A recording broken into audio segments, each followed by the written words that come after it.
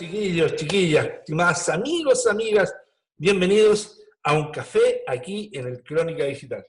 ¿Y qué mejor encuentro con esta lluvia que está recorriendo gran parte del país, donde justamente hoy día, en el Día Mundial del Medio Ambiente, Greenpeace señalaba y se sigue señalando de que nuestro país va camino a ser un país desértico? Y en ese contexto tenemos buenos invitados. Tenemos a alguien de nuestra casa, periodista, Juan Andrés Lagos. Muy buenos días, Juan Andrés. Hola Iván, ¿qué tal? Aquí estamos, bien, bien. Y bueno, y tenemos a un joven, él es economista de la Universidad de Concepción, pero además es parte del equipo de la Fundación de la CUT, de FIEL. Me refiero a Fernando Carmona. ¿Cómo estás, Fernando? Muy buenos días. Muy buenos días, muchas gracias por la invitación, Iván. Bueno, así amigos, ven, con un cafecito mañanero nos va a servir, si que nuestros invitados también están con su café. No será el café que hay en Crónica Digital, pero sí, igual, inicia las conversaciones. Y iniciando la conversación, Fernando, la pregunta al millón. ¿Hay plata o no hay plata en Chile para solucionar los problemas de la pandemia?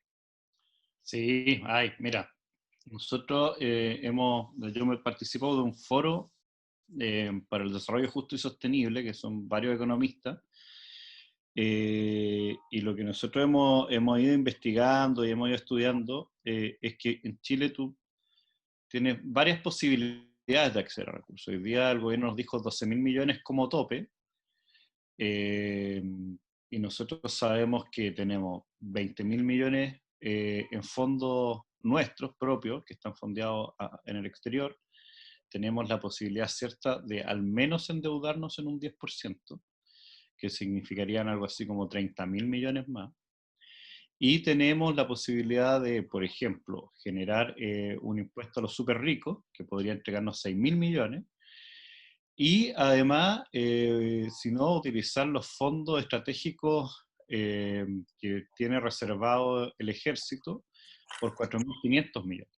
O sea, si yo usara todo eso, sumara eso, y esos son cálculos que yo te diría que no son los máximos, ¿eh? O sea, por ejemplo, desde el punto de vista del endeudamiento, Chile está hoy día con un endeudamiento de, digamos, 30%, redondeándolo.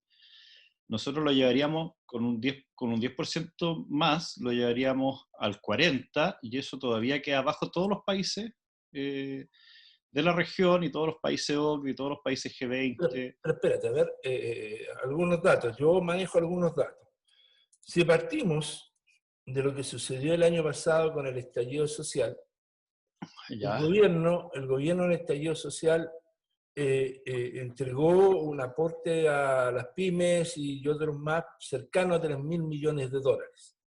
Ese es un ítem. Después señalan de que hay otro rescate a las pymes por otros 3.000 millones de dólares más el aporte al Banco del Estado de 500 millones de dólares más. Claro, lo que pasa es que esa plata, O para decirlo, están utilizando las mismas lucas. no, lo que pasa es que esas platas son garantías. Entonces, cuando vemos una garantía, en realidad el que presta el dinero es el banco. El banco está prestándole un dinero a la pyme con tasas altísimas, y lo que hace el Estado es decir, mira, yo garantizo este préstamo en un 85%. Si esta pyme accede a este crédito y, digamos, en 2 años más no lo devuelve, yo devuelvo el 85%. Entonces no son recursos que el Estado esté poniendo. No es plata que el Estado pone.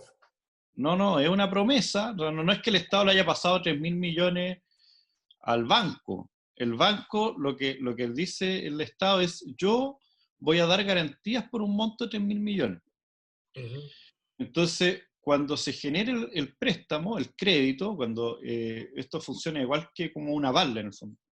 Si es que yo no alcanzo a pagar lo que pedí prestado al banco, el banco le va a cobrar a mi aval, ¿ya? Y en este caso, el aval es el Estado.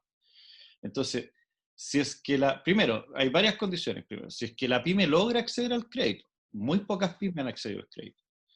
Digamos, estamos en un margen más o menos del 5% de las pymes que existen en el país han logrado acceder al crédito. ¿Por qué? Porque esto que pareciera política pública lo mandamos al mercado. Entonces, de alguna manera, ¿qué es lo que hace el banco? Lo que haría cualquier privado, tratar de sacar una tasa, un beneficio a partir de un negocio, ¿no? Correcto. Y hoy día ese negocio están las tasas de encaje, que son los encajes que el banco le pide a la pyme por otro lado. Y entonces, si el banco aseguraba un 85%, esta garantía estatal, valía un 85% del crédito. Cuando yo le pongo los encajes, que son los intereses y todo lo demás, eso que era 85% se transforma en 55% del total de la deuda. ¿Te das cuenta? Entonces, a partir de la incorporación de un privado en algo que debiera ser política pública, transformamos la política pública en un negocio, y ese negocio y esa política pública tenía que ayudar en un 85% del crédito, se reduce a un 55%. Entonces, es mucho menos la ayuda. Y además no es plata fresca, porque es plata que, si es que la pyme, primero, si la pyme excede, si la pyme no devuelve, y finalmente cuando pasen 18 meses, quizá el Estado pague esa plata. Si no, no lo va a haber puesto nunca. Entonces, en consecuencia, solamente lo que el Estado ha pasado en forma directa ha sido el apoyo directo a la ciudadanía a través de todos estos bonos, ¿no? A ver, el Estado ha pasado en forma directa, mira, están los apoyos de la ciudadanía que son por 2.000 millones, pero que además no lo ha pasado, porque en realidad solo ha presupuestado gastar 800 millones, entonces hay 1.200 que todavía no sabemos que los van a usar. Está después lo del bono COVID-19, que es distinto a al IFE, ¿cierto? El ingreso familiar de emergencia. Hubo un bono al principio que era como de 50.000 pesos, y después lo otro que pasó el Estado fue cuando dejó en cero el impuesto de timbre y estampilla, que es un impuesto que el Estado recibe por cada transacción bancaria.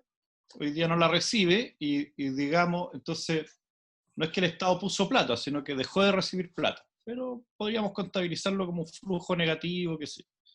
Siendo muy generoso, el Estado hasta ahora ha gastado, ellos han presentado 2 planes económicos valorados en 17.000 millones de dólares. 17.000 millones de dólares, para que ponerlo como en la cabeza, es un poquito menos del 6% del PIB. Digamos 6% del PIB.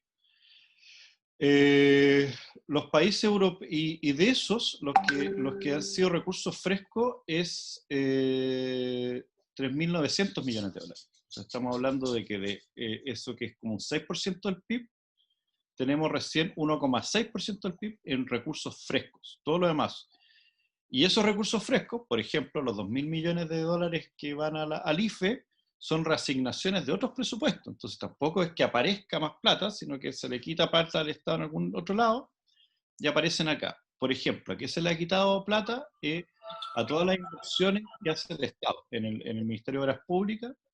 Sacaron de ahí 1.500 millones de dólares y los fondearon en este IFE. Solo para tener como una comparación, si uno va a mirar Sudáfrica ya ha gastado casi el 8% del PIB solo para el 2020. Si tú vas a ver el promedio de la Unión Europea, es entre el 8 y el 10% del PIB solo para el 2020. Lo que nos propone el gobierno en el paquete que presentaron ahora el fin de semana es un 4% del PIB en 2 años, o sea, entre el 2020, el 2021 y 4 meses del 2022. Entonces, ¿se ve como mucha plata 12.000 millones de dólares? Sí, pero si uno lo compara con otros países, es muy poco, está, digamos, en la mitad, y yo diría que menos en la mitad, pero además nosotros tenemos la característica de ser, lamentablemente, uno de los países que tiene peor manejo de la crisis, con más muertos por millón de habitantes, con más contagiados por millón de habitantes. Entonces, se queda corto, no cumple. Bueno, Andrés, Fernando, sí, sí, Andrés Solimano decía que el otro día que Chile está 5 puntos más abajo del promedio de lo que están gastando los países a nivel mundial. Pero aquí tosudamente, y a mí me parece que de una manera inhumana, porque la verdad es esa, se partió desde marzo hasta ahora con un plan que incluía el tema económico y que está dando como resultado. Primero, no resuelven la crisis económica, tanto que hablan de la economía. Yo insisto, cerca del 80% de la economía está bajo propiedad de los grandes clanes. No es economía chilena. Chile no tiene soberanía sobre eso. A mí me extraña que incluso gente que, como Suez, que se hace portavoz de los emprendedores y los voceros, hable como si fuera propietario de algo. No se da cuenta que los que están bancarizados son los que finalmente están endeudados, igual que muchas familias de este país. Entonces, digo esto, Fernando, porque me da la impresión de que aquí se apostó a un intento muy grosero de tratar no solo de mantener la arquitectura entre comillas, el tipo de economía que hay en Chile, que es la monetarista dura, sino que incluso profundizarla, como lo hizo Pinochet en los 82 veces. Y el costo de esto fue más o menos lo que estamos viendo aquí. Cesantía altísima, precarización y hambruna, porque ni la pandemia se ha podido controlar, porque ocurre que hay mucha gente, siempre digo, hay gente que sale, que es irresponsable, sí, pero la mayoría de la gente que está saliendo, a diferencia de los tres que estamos aquí sentados relativamente tranquilos, pero la mayoría que está saliendo a las calles es a buscar comida, a buscar pega, a buscar trabajo, a buscar algo que le significa algún ingreso. Entonces digo, mi pregunta es, Fernando, cuando ellos hablan de que aquí hay un sector, incluido nosotros, que no nos sumamos a este gran acuerdo, así como no lo hicimos en marzo, y no vamos a asumir responsabilidades que no tuvimos y que hicimos propuestas concretas y que no se escucharon. Creo que la CUT hizo un plan integral, tú seguramente aportaste en ese terreno, en las medidas económicas. Pero hoy día de nuevo se trata de mostrar la imagen de que aquí poco menos que los que no se suman somos una manga de tarados e inhumanos, así poco menos que... Pero hay algún sector que le prestó un poquito de ropa a este pacto y que ahora están mirando la letra chica, están alarmados con la letra chica, porque se dan cuenta que al final lo que está pasando es que hay una parte grande de este plan que va a los grandes negocios, como tú señalabas. Te pongo ese mosaico para aterrizar un poco en la situación, creo yo, real que vive el país, porque se nos amenaza, se nos dice de que si hacemos algo distinto, la economía poco menos que se desploma y no sé qué cosa.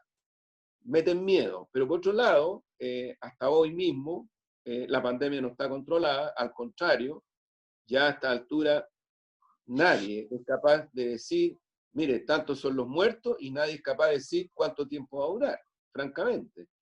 Pero por otro lado, no hay ningún indicador económico, a diferencia de otros países, en donde la reactivación económica esté efectivamente sustentándose en pilares más o menos sólidos. Entonces, te hago ese mosaico, Fernando, para tu análisis. A ver, sí. Mira, yo diría que cómo se ha enfrentado la pandemia desde el punto de vista económico tiene 4 grandes pilares que son los que nosotros conocíamos en los 90, en los 2000 como las políticas del FMI en los países emergentes, ¿no? Y estas restricciones que imponía el FMI, yo diría que los 4 pilares son los mismos. Lo primero es una flexibilización laboral fuerte.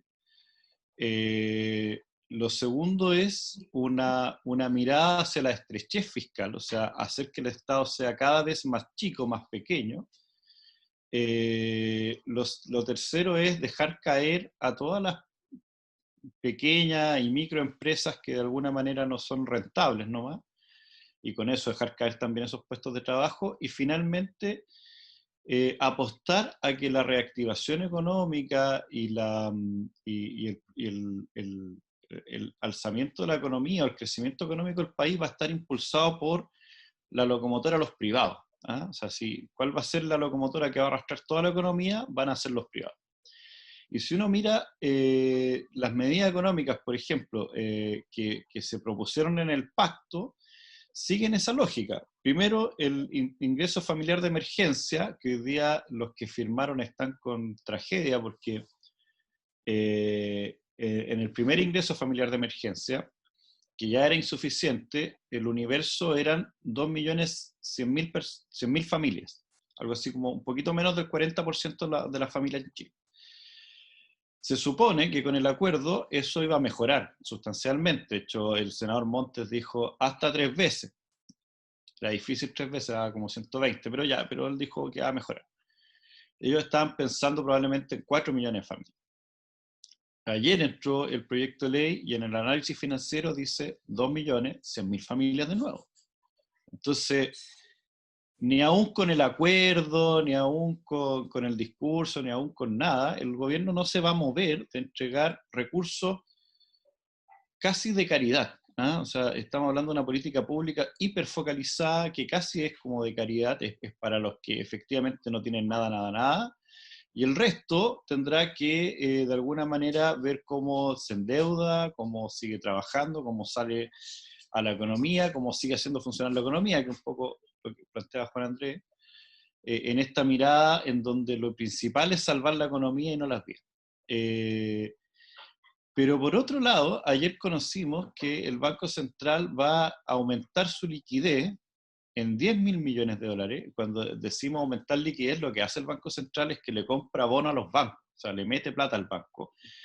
Y esos 10.000 millones de dólares, que es casi el mismo paquete para todo el resto de la economía, lo que nosotros vemos es que van a hacer, ese es el paquete de salvataje de créditos muy blandos que se le van a entregar a la gran empresa. Entonces, un paquete que hoy día tiene 12.000 millones de dólares con suerte, porque es para 24 meses, que es lo que acordó el gobierno con una parte de la oposición el domingo, hoy día se contrapesa con un paquete de 10.000 millones de dólares en crédito, en liquidez para los bancos, para este momento y probablemente para las muy grandes empresas. Entonces, y eso ha tenido varias consecuencias. Hoy día sabemos que los municipios están entrando en recesión de pago. Es muy probable que entre julio y agosto los municipios entren en proceso de quiebra, por llamarlo de alguna manera. No es que puedan quebrar, pero no van a tener plata para poder pagar sueldos ni para poder pagarle a sus proveedores. Eso ya es algo que está sucediendo hoy día. Las pymes, nosotros sabemos por la última encuesta del INE que el 21% de las personas que eran empresarios salieron del mercado laboral. Entonces va a haber una caída muy fuerte en la micro y pequeña empresa. A nivel de mercado laboral, sabemos que el 27% de las personas que estaban buscando trabajo o lo tenían en marzo ya no lo tienen, que están probablemente en su casa. Estamos hablando de algo así como 2.700.000 personas en un universo que era de 9.700.000 en marzo. Y hoy día el Banco Central nos anuncia que ellos habían anunciado un crecimiento para el país de menos 2,5 y hoy día ese crecimiento, ese decrecimiento se triplicó. Ellos están esperando que el país decrezca un menos 7,5% este año. Entonces, un menos 7,5%. Menos 0,7%. Claro, menos 7,5%. Que es la cifra más histórica que ha tenido el país en los últimos 50 años. Habría que contrastarlas con las de la crisis del 82, pero yo diría que sí, o sea, por lo menos mucho más que lo del 2009. Entonces, estamos en una situación, y todo eso se provoca por una sola razón, y es que para enfrentar la pandemia nosotros necesitamos hacer cuarentenas efectivas, porque la razón de toda la crisis económica es una razón sanitaria. Si nosotros no hacemos cuarentena efectiva y quebramos la curva, es muy probable que no podamos volver prontamente a nuestra actividad laboral normal y por lo tanto la economía se va a seguir cayendo. Hoy día lo que dicen los médicos es que dada la tendencia que tiene Chile, probablemente el pic lo vamos a encontrar, el punto más alto de enfermos y fallecidos en Chile va a estar en agosto. Entonces todavía nos quedan 2 meses para llegar a lo peor, de seguir bajando. Entonces, lo que uno puede decir y lo que dicen economistas, premios Nobel y qué sé yo, de distintas partes del mundo, es que este no es un momento para achicar la billetera fiscal. O sea, este es un momento en donde lo que debiéramos hacer es gastar todo lo que podamos gastar para que las familias puedan vivir la cuarentena sin necesidades en su casa y para salvar el tejido productivo de las pequeñas y medianas empresas. Si no, la posibilidad de que esta recesión, esta crisis, se prolongue en el tiempo, porque el Banco Central dice que esto va a ser como un rebote, ¿no? O sea, es como un elástico. Vamos a caer y vamos a volver a subir. En la crisis del 82 lo que pasó es que caímos y nos arrastramos, y después volvimos a rebotar, pero como 18 meses más tarde. Lo que dice el Banco Central en realidad no se ajusta mucho a lo que uno está viendo en la realidad, y es muy probable que esta crisis vuelva a arrastrarse y salgamos de ella por ahí por el año 2022. En ese contexto, entonces, las medidas que tomó el año pasado, si no mal no recuerdo, del Banco Central de ir a un rescate del dólar, porque el dólar se dispara en un momento determinado, de 700 y algo a 800 y algo, que fueron casi 200 pesos, el Banco Central sacó 20.000 millones de dólares solo de 40.000 que sacó para ir a detener el dólar. Entonces, la pregunta que uno se hace, las autoridades nos hablan de millones, de miles de millones de dólares. Y en términos reales, todas estas medidas no llegan directamente a la población. ¿Cuáles serían las soluciones para esto? Ante esta gran cantidad de lucas que todo el mundo señala. A ver, a ver, ¿cómo poder entender que el gobierno no se esté endeudando más para generar paquete económico más fortalecido? Una explicación, y que es la que yo comparto con Hernán Frigoliet, otro economista, es que si el gobierno sale a endeudarse ahora, lo más probable es que va a encontrar mercado para poder endeudarse a tasas baratas. Pero si el gobierno se endeuda, lo que va a ocurrir es que le va a quitar la posibilidad de endeudarse a las grandes empresas.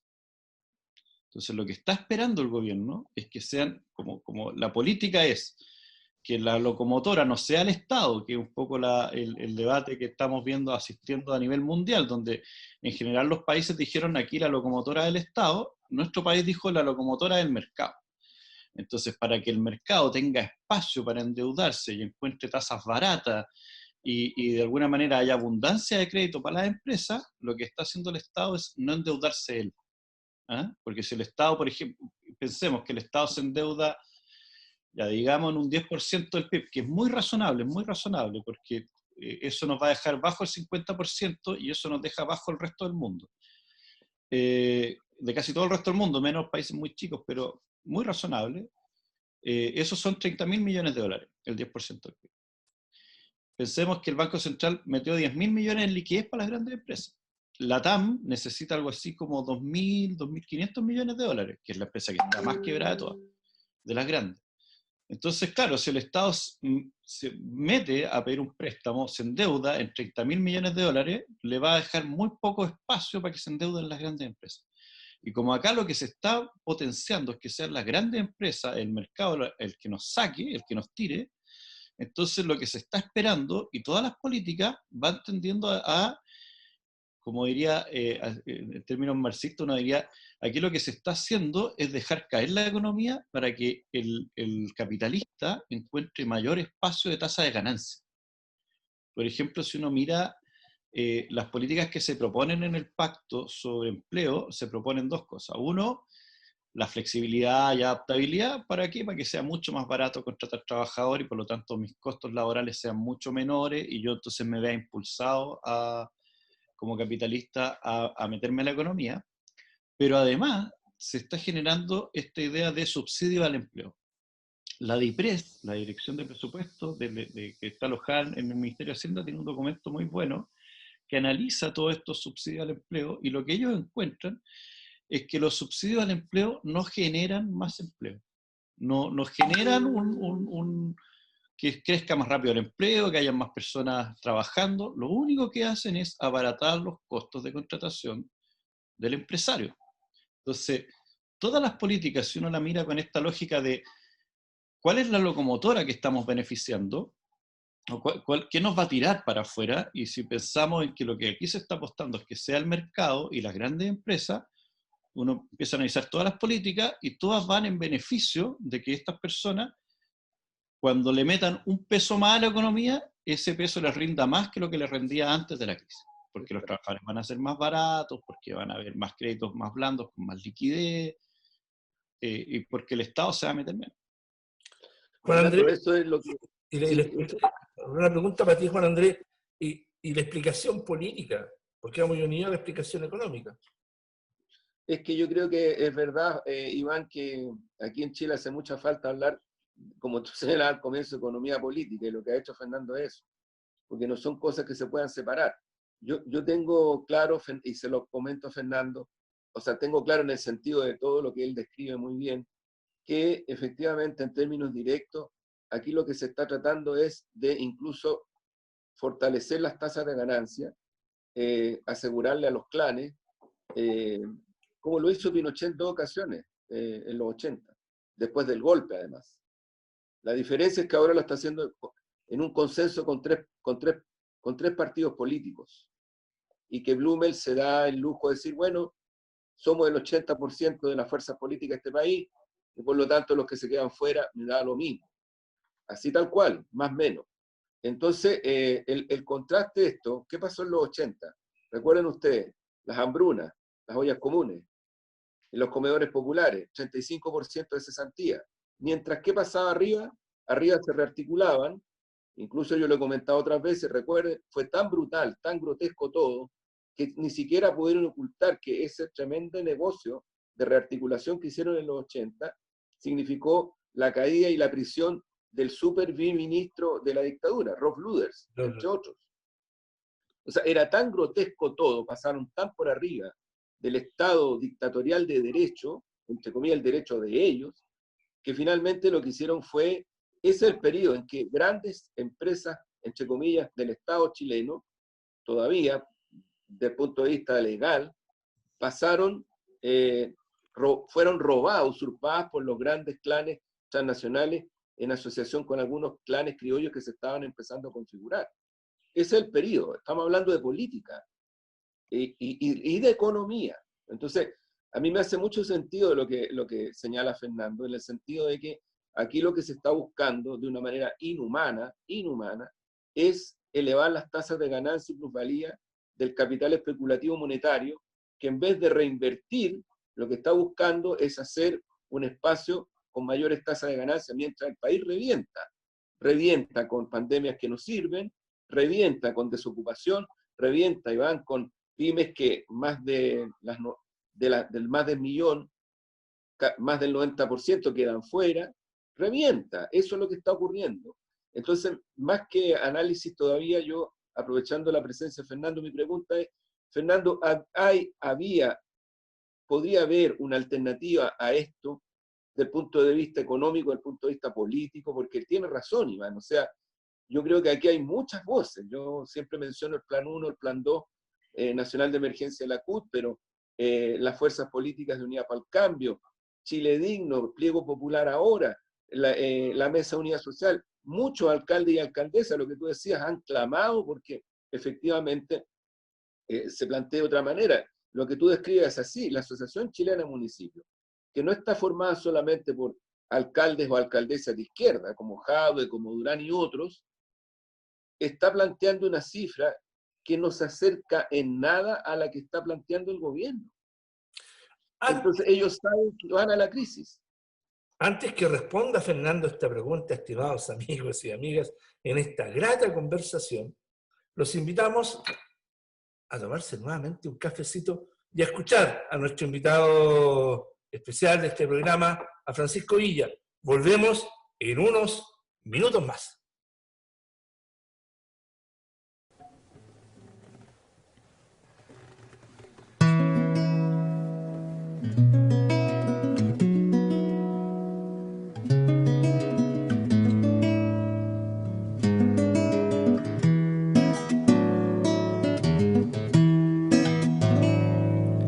Sin duda este camino es pedregoso, por vera tiene siempre al precipicio. Y puede parecer un sacrificio, pero este es el camino que yo escojo. Oh, oh, oh, oh. Pero este es el camino que yo escojo.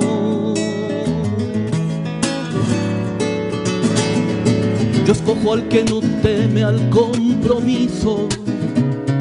Yo escojo al descalzado que se empeña. Yo escojo al que comparte bien su leña y lucha por el pan para sus hijos. Oh, oh, oh, oh, oh. Y lucha por el pan para sus hijos. Vuelo en mi utopía, construyendo mundo, con mi corazón porfiado y zurdo. Vuelo en mi utopía, construyendo mundo, con mi corazón porfiado y zurdo.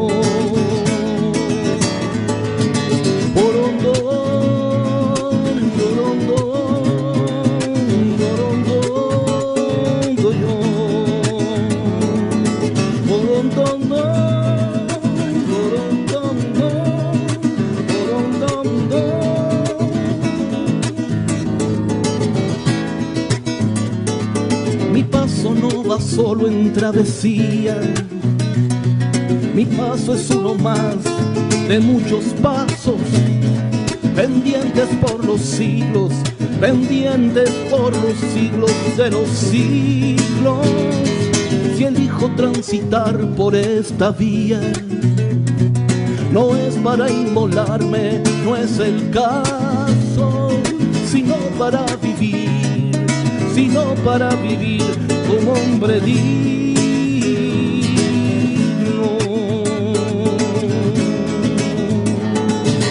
Vuelo en mi utopía, construyendo mundo, con mi corazón porfiado y zurdo. Vuelo en mi utopía, construyendo mundo, con mi corazón porfiado y zurdo.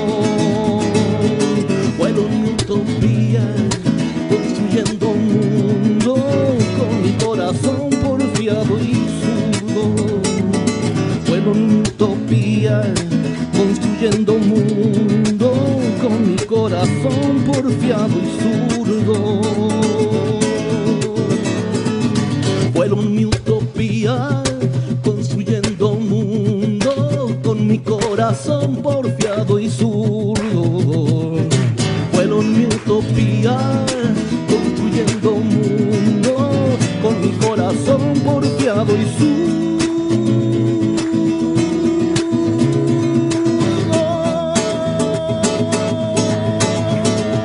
¡Hey!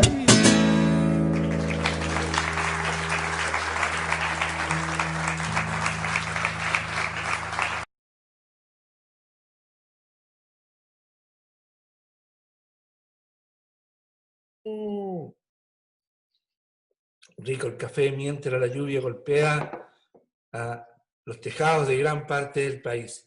Y estamos aquí con Juan Andrés Lagos, periodista, parte del equipo Crónica Digital, y con nuestro invitado Fernando Carmona, economista de FIEL, académico de la Universidad de Concepción.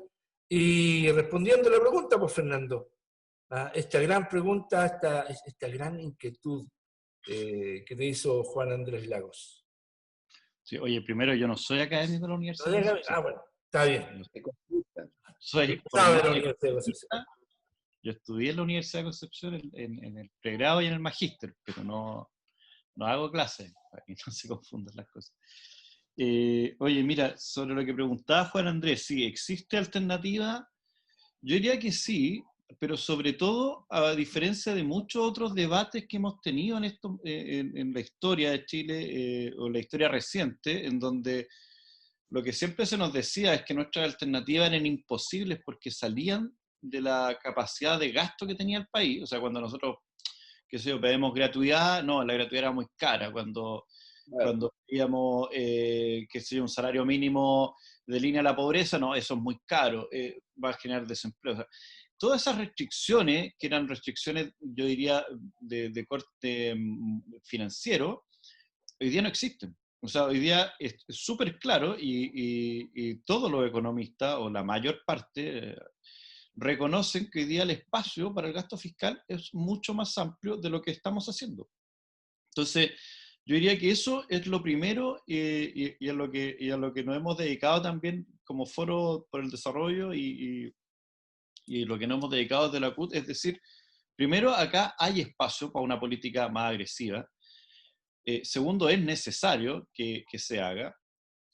Mi preocupación es que yo tengo la impresión, mira, yo tengo la siguiente impresión. Hoy día nosotros vamos a tener los proyectos de ley que se van a votar, que sea entre esta semana y la otra, y esos van a ser, de alguna manera, la fortaleza con la que vamos a enfrentar el pic de la pandemia.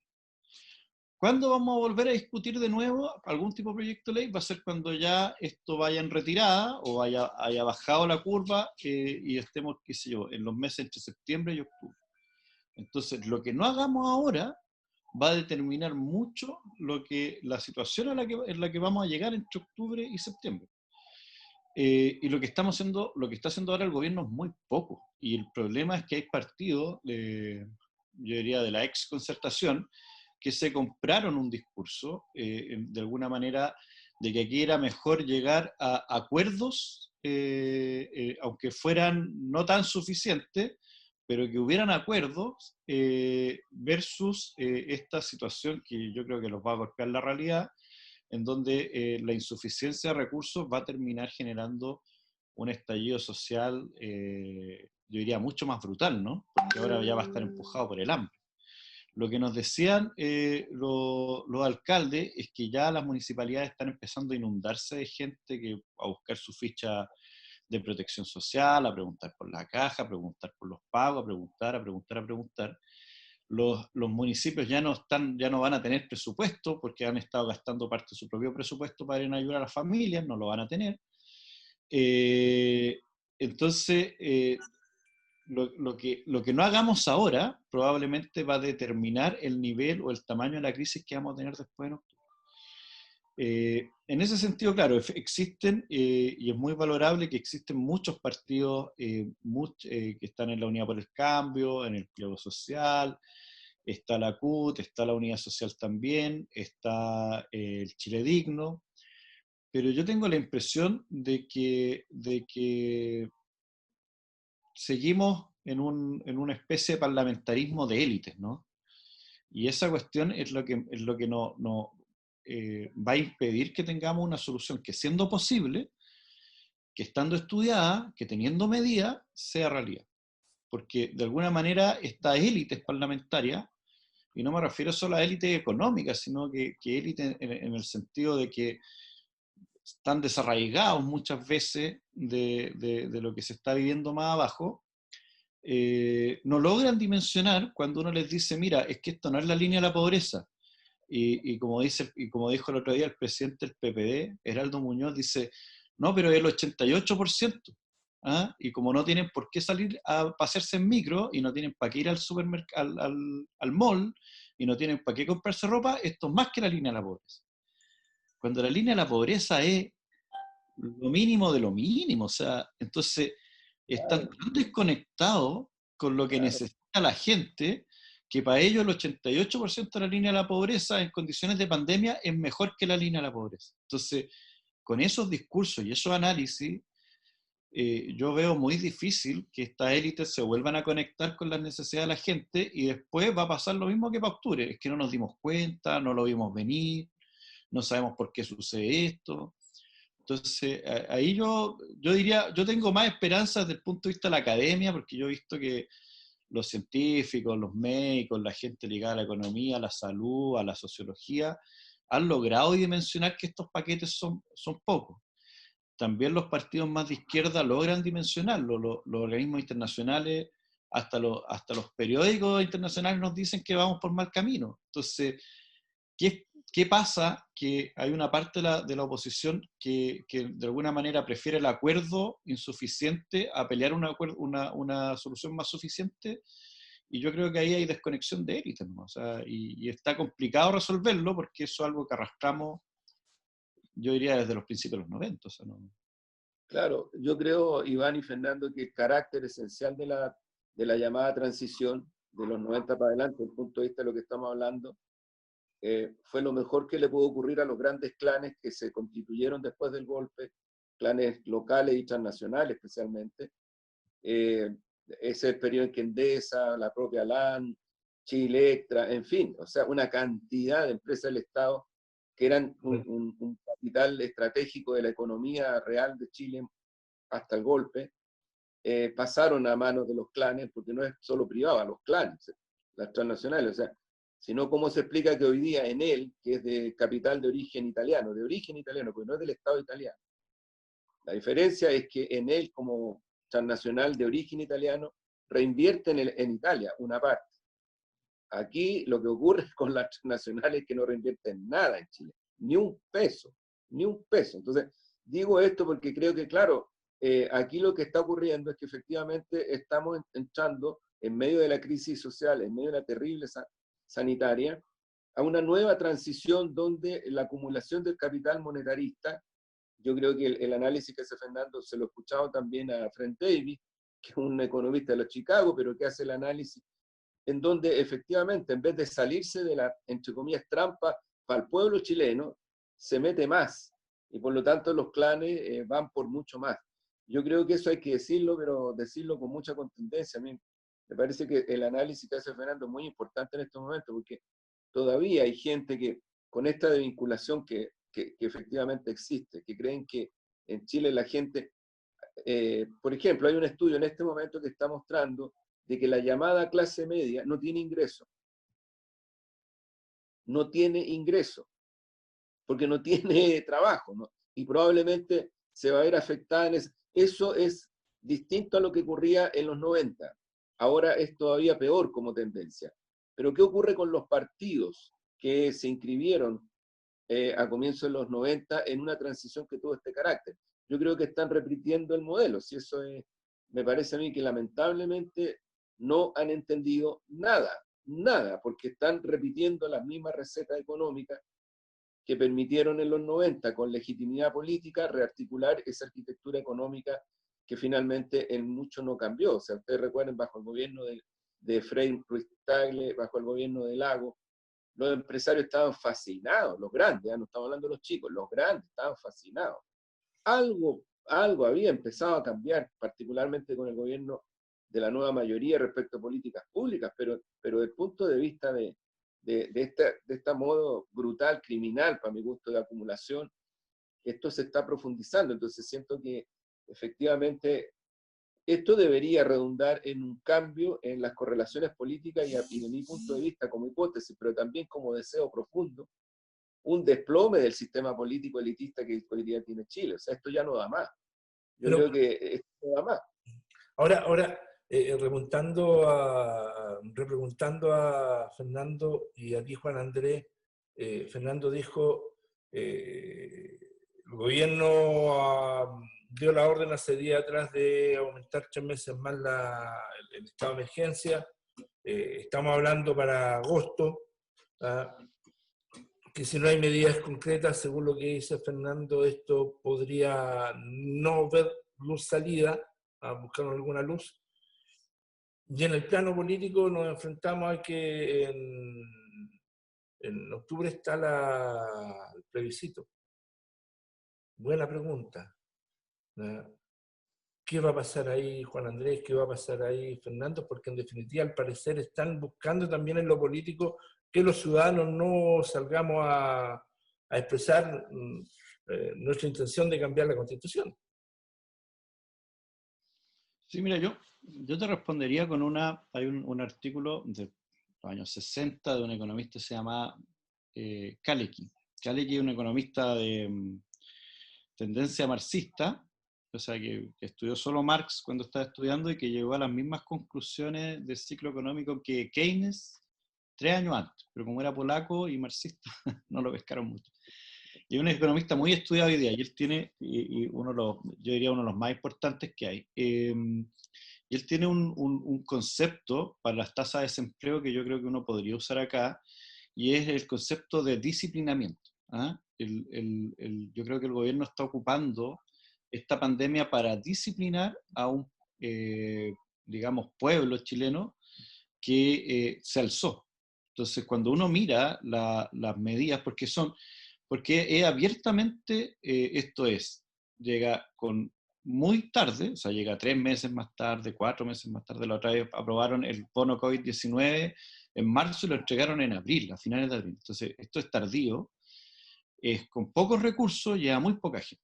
Entonces, y este mismo show de las cajas que las van a terminar de entregar como en agosto. O sea, entonces, aquí lo que yo veo es que hay un interés del gobierno de seguir una política en donde, además de beneficiar al gran capital, se trata de disciplinar al pueblo. Entonces, ¿qué va a pasar cuando nosotros lleguemos con niveles de pobreza que ya la CEPAL nos está diciendo que nosotros pasamos de un 8% como a un 14% en la pobreza? Y eso nos lo dijo el mes pasado, o sea, podríamos seguir cayendo con niveles de desempleo que van a estar estancados sobre el 10% harto tiempo, con empresas quebradas. Entonces, vamos a llegar a octubre y nos van a decir qué queremos, pues plebiscito de economía. Entonces, yo tengo la impresión de que acá ellos están aprovechando de disciplinar a los que se movilizaron. Y eso significa entregar pocos recursos, entregarlos tarde, y de alguna manera ir alejando cada vez más el debate estructural de la nueva constitución, y pasar a debates que son un poquito así como de élite nomás, o sea, debate acerca de cómo se van a reelegir o no reelegir los diputados, los senadores, como que si eso resolviera la democracia, ¿no?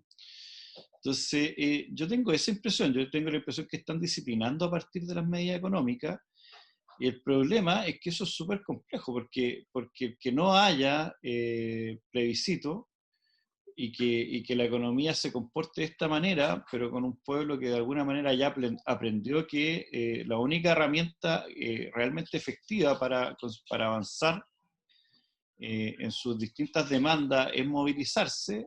Entonces, estamos como... O sea, esto parece ser el comienzo de una muy mala idea para el país. Andrés. Yo solo, sí, iban a agregar, mira, creo que en este momento el pueblo chileno está sufriendo mucho, mayoritariamente. No es, cuando yo hablo del pueblo chileno, estoy hablando solo del segmento que muchas veces por imagen o qué sé yo, se tiene como el más carenciado, sino que hablo de una gama mucho mayor, pero mucho más amplia. Yo creo que la maduración de una conciencia sigue creciendo, no se detiene.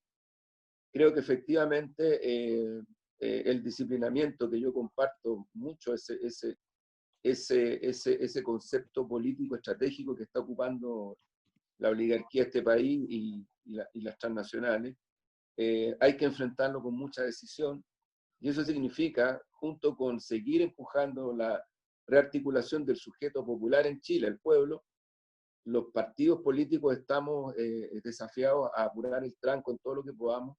Yo en eso valoro mucho lo de Unidad para el Cambio, valoro mucho Chile Digno, valoro mucho el pliego popular. Hay un proceso de rearticulación política muy rápido, muy intensivo, y yo creo que efectivamente este es el tiempo de la solidaridad intensa, pero también de prepararnos, porque yo creo que efectivamente hay que enfrentar este intento de disciplinamiento con un pueblo alzado, un pueblo de pie, un pueblo unido, un pueblo que tenga la capacidad de nuevo de colocar las cosas en los términos que lo puso, es decir, no que la élite, no, el pueblo lo puso. Nueva constitución, plebiscito, asamblea constituyente, y seguir avanzando en esa dirección para echar abajo este perverso modelo económico monetarista que tanto daño le ha hecho a Chile en su historia. Mira, siempre hacen lo mismo, comparan para tratar de justificar todo lo que han hecho con la situación que se vivía en el tiempo de la dictadura.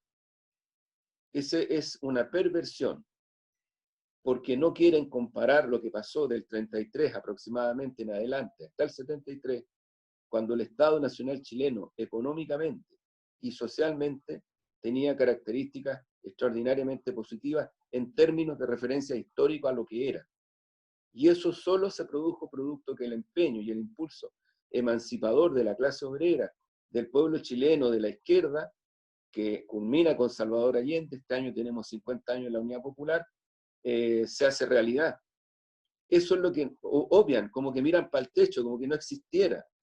Entonces quieren hacer creer que este país lo salvó la dictadura fascista con un costo social muy alto, pero que hay que recoger algo de eso y que eventualmente los costos sociales, como decía cruelmente Piñera el otro día, somos un país hijos del rigor. Yo no sé dónde se coloca él en esa fotografía. Él y su familia, no sé. Lucy, no sé dónde se colocan. No sé dónde se colocan las transnacionales bancarias que son propietarias de la economía chilena.